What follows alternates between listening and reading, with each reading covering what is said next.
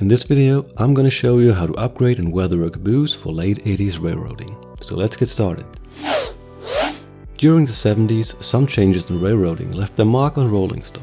Most notably, the introduction of consolidated stencils or loop plates in the early 70s and the wheel inspection dot of 1978. This model doesn't have either, so I'll start by adding decals to give this caboose some 80s flavor.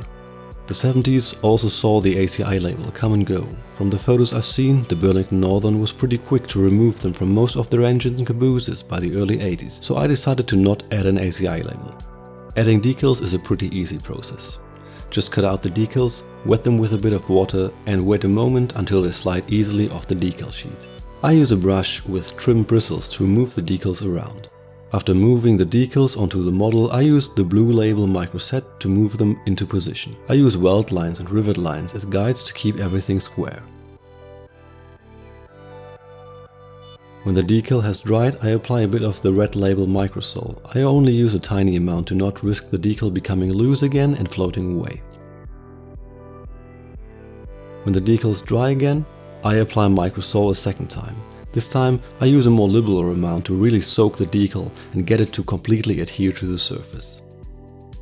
Next, I paint the grab irons on the side and on the roof yellow. They are not painted on this model, and painting them makes this detail more visible.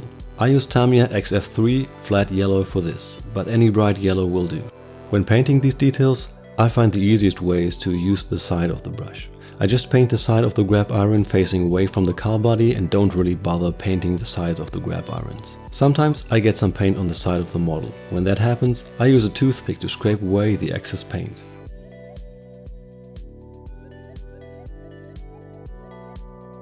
When I'm done with the grab irons, I also paint the ends of the roof and the running board yellow.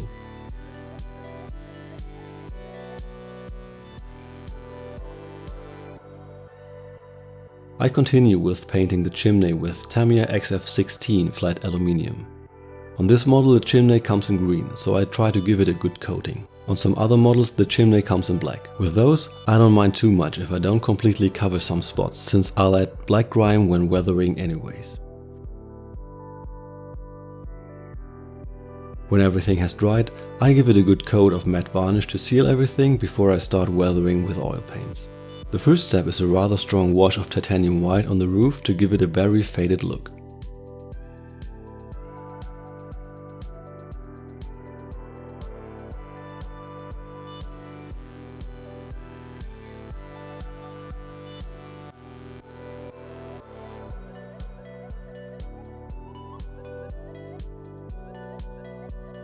When I'm done with the roof, I move on to the sides. Here, I'm just using a light wash to create a bit of contrast to the effect on the roof.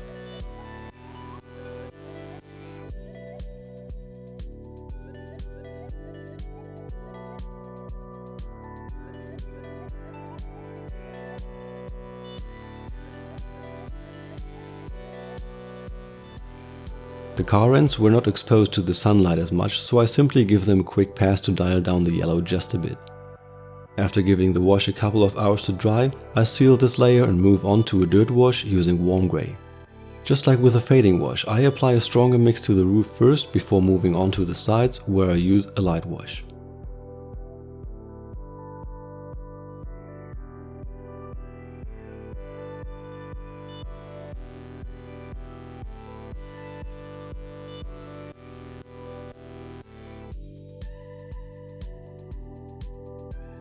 When I'm done with the sides, I use the wash on the truck frames.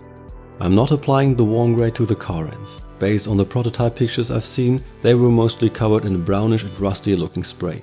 I'll simulate that with a wash of burnt umber, and that will be the next step. But first, we need to wait for the paint to dry and then seal this layer. When that's done, I apply a light wash of burnt umber to the sides of the caboose before moving on to the roof.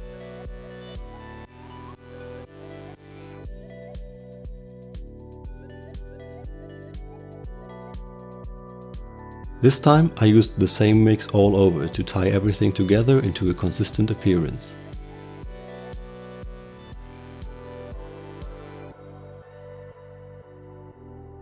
For the car ends, I use a stronger version of the wash and sometimes even apply the paint almost full strength, especially towards the lower half of the car and the steps where the dirt appears to build up really strong.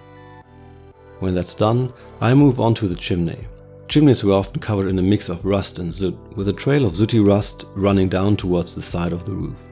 I use burnt umber and neutral black almost full strength to simulate this. I apply the paint with a small brush to give me more control with the details and to keep the soot trail rather narrow. Finally, I paint the wheels with a mix of slightly diluted burnt umber and warm grey. I let this layer dry for a couple of days before sealing it. I want to weather the roof with chalks. I scrape some black, burnt umber and raw umber on a piece of paper. I use a brush to work the colors into the roof work until I'm happy with the look. As a last step, I apply a bit of the chalks to the truck frames as well. Chalks don't require drying time, so I can seal the layer right away. This caboose came without the window glazing, but luckily it's available separately. I carefully disassemble the car and install the window glazing. The piece for the cupola needs to be installed with the open side facing up, or the cupola won't fit on the main body. The glazing for the car ends locks everything in place. If it doesn't lock into place easily, then it's not quite in the right place and needs to be pushed in a bit further. After placing the body on the frame and threading the ladders back into the holes in the roof, this little project is complete. I hope you found it interesting. I've linked a video on weathering a boxcar where I explain weathering with oil paints in more detail on the screen.